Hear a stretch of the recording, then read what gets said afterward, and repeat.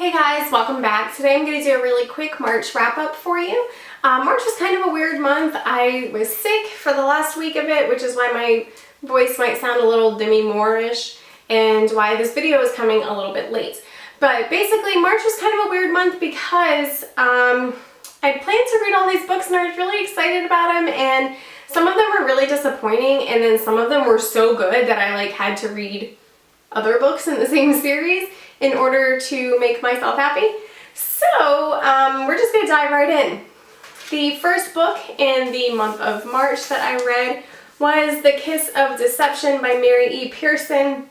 This is the first book of the Remnant Chronicles, and basically it follows this princess who's betrothed to a prince from another kingdom, and she obviously doesn't want to marry somebody that she doesn't know. So she runs off and takes her best friend with her, and then these two men end up coming after her, one of whom is the prince that she was betrothed to, and the other is an assassin from another kingdom. And the thing is that you don't know who's who until like 3/4 of the way through the book, and this book is super heavy on the romance, but I think it's done really well, and there's still a lot of action in there. And I just really enjoyed this book. It's about 500 pages long, and I finished it in like 2 days. It was just a really fast page turner, and even if you don't like romance, I still think that it was really good and can still be enjoyed. I think I gave it 4 stars. I really did like it. The next book that I read was Burial Rites by Hannah Kent. A lot of the time when I read a book, I don't or I hear a recommendation about a book, I don't read the description of it before I read it, and that tends to bite me in the butt. This is one of those cases. I thought that this was going to be like contemporary fiction, but it's not. It's like historical based on a true story. It takes place in like 1870s Iceland, which I thought like a story in Iceland would be pretty cool. The 1870s part, I didn't really know going into it, so I'm a little not happy with that part. I thought that the pace of the book was really slow, and while her writing is really great, it was not something that I found to be an easy read by any means. It was not a page turner for me. I did like that she made Iceland kind of its own character in the novel, and I thought that was a really cool concept and a really great way to portray the country at that point in time. But I wasn't a super fan of this book. I think I gave it 2 stars. I would not recommend it, actually. Sorry. Basically it takes place, it's about this murder. This woman is accused of murder, and instead of being held in the prison, she has to go and live with this family on a farm, and it kind of details parts of her life because she used to live on the farm when she was like a housekeeper or something, and it just wasn't for me. That doesn't mean it's not for you, it just wasn't for me. This is another one that I probably should have read the description about before I bought the book. I was really excited about this one because I want to go to Norway, and that was Norse Mythology by Neil Gaiman. I was super amped because this is supposed to be kind of like a retelling of Thor and Loki and Odin and Freya and all of the Norse gods.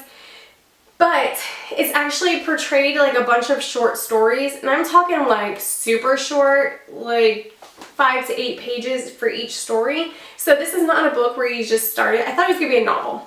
I thought that it was going to tell a story throughout the entire book, but it didn't, and that's okay.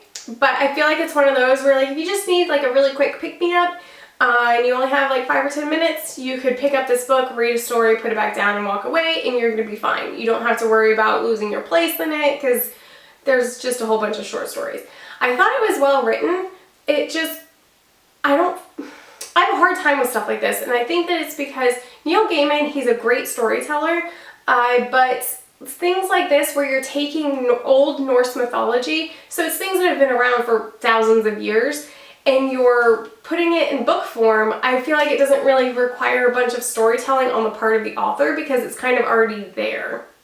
So this is nothing like I thought it was going to be. It doesn't mean it's bad. It just means I wasn't ready for it, I think. So I think I gave this one 3 stars. I was a little disappointed, but I think I'd take that blame on myself because I didn't do any research. Oh, this next one is actually a really good one. This next one is Gemina. This is book 2 in the Illuminae Chronicles, and this is by Kaufman and Kristoff. I loved this book. The first one, I thought was just kind of eh. I gave it like 3 stars, which was enough for me to read book 2, but not enough for me to like rant and rave about it. This one I gave 4 stars. I thought it was excellent. It actually follows 2 completely different characters than from the first book. They're on a totally different spaceship, and I didn't catch that until the first, like 2 chapters, which was kind of weird because I was like, why are all these people? I don't remember these names. It's because they're totally different people. So I thought this was really great. I thought it was super fast paced. I really was engaged with the 2 main characters. I was really involved in who they were. I even liked the tertiary characters. I just thought this was such a good job. I think it was better than Illuminae. So I actually think that if you wanted to read this and have not read Illuminae yet, that you could do that and be okay. I think it's good. So I gave it 4 stars. I definitely recommend it. The next one, as you all know, I love Sarah J. Maas. So this next one, I read book 4 in the Throne of Glass series, and that is Queen of Shadows. Basically, this follows Aileen, and I can't say anything more than that without giving away some like major spoilers. So maybe I'll do a discussion on the first 5 books before book 6 comes out. I don't know. But I did think this was really great. It was super fast paced. The one thing I can say though is that I wish that there was more Rowan in the book because I love me some Rowan. And I thought that there was a little too much Kale. Is that how you say it? When I read his name, I say Chol, even though it gets the A and the O backwards. But I think it's actually pronounced Kale, like the leafy green. I'm not sure. But he was kind of irritating, and my issue with the 2 of them is in book 3, I think it was book 3, they got into like this huge argument, and it kind of put every character on this different trajectory. And while that's okay, the argument that they got into is over something stupid because one of them is being super pig-headed, and so then it made Kale into this character that I'm kind of annoyed with. So I have a hard time with that. But overall, the book is really good. The world building is excellent. Her descriptions, her fight scenes, everything is super great. I really still enjoy it a lot. I'm going to be reading Empire of Storms, of course, and I just think Sarah J. Maas is right up there. I love her. Alright, I switched out another book that I was supposed to read, which was Lord of the Rings, because I tried to read it. I read like 25% of it, and I just couldn't get into it, and I think it's because I had read so many other fantasy novels that Lord of the Rings was really, it's pretty heavy for fantasy, because it's like high fantasy, and it's not that I wasn't enjoying it, I was just to the part where Sam and Frodo are like traipsing through the woods, and the guy in black is like following after them, and I was getting a little bored because I was traveling and I just couldn't focus. So I put it to the side. I'm going to pick it up again. I just couldn't. So the next book I read is The Heart of Betrayal, and that is book 2 of the Remnant Chronicles. See, obviously I really liked the first one. This again is by Mary E. Pearson. This is book 2, and it follows Leah and the things that happen to her subsequent to book 1, which I don't want to talk a lot about because I don't want to give any spoilers away. What I will say though, and this is a rare thing for me, I ship Caden and Leah so hard. So hard, and I am not a shipper at all, and I just really want those 2 kids to get together. I think it's gotta happen. Plus Rafe is kind of too perfect and it irritates me. So I really love this book. I gave it 4 stars. I have book 3 is being delivered to my house probably any minute. That's why I keep looking out the window, because I'm waiting for the FedEx guy. So book 3 is on its way, so I'll be reading that in the month of April. And 4 stars, highly recommend, can't get enough, just love it. Now the other book that I read, the next book I read in March, I don't have a physical copy of, and that's because I got it on my e-reader through my Overdrive app with the library, and that was Ever the Hunted by Erin Somerville. I think that's her name, Erin something. Anyway, so that was Ever the Hunted. It's been like this huge book on BookTube, and a lot of other booktubers have reviewed it, and it's so funny because they like rant and rave in these reviews, and then like you read their reviews on Goodreads, or you watch their actual reviews, and they're like giving them 3 stars. So anyway, let me just say that if you enjoyed this book, I'm sorry if I hurt your feelings. If you know me at all, you know that I don't hold back, and as you can tell by the way I reviewed King's Cage. So, Ever the Hunted. Did not like it, would not recommend it to anyone. Maybe like a middle school girl who is first starting out reading and has never read fantasy. Because I don't even know if I could really call this one fantasy. Basically, it takes place in a country where a young girl is kind of an outcast from her society. Her father was the bounty hunter for the king, and he's murdered, and she gets caught poaching on the king's land, trying to survive because now she has to take care of herself. And the captain of the guard basically tells her, hey, if you will go, we have evidence that this person killed your father, so you can go and find him, and then we'll swap like his life for your life. So she agrees, and she goes to find him. Now, the person who is supposed to have killed her father is her best friend, who she trained with, and also the boy that she's in love with. So, a whole bunch of stuff happens. I'm not going to say a lot because I don't want to give any spoilers away. But I just feel like the book was really just terrible. I did not like it. I thought that the main character was really weak. Not just actually the way she was written, but a weak character. She was always fainting. She kept talking about how good this boy smells.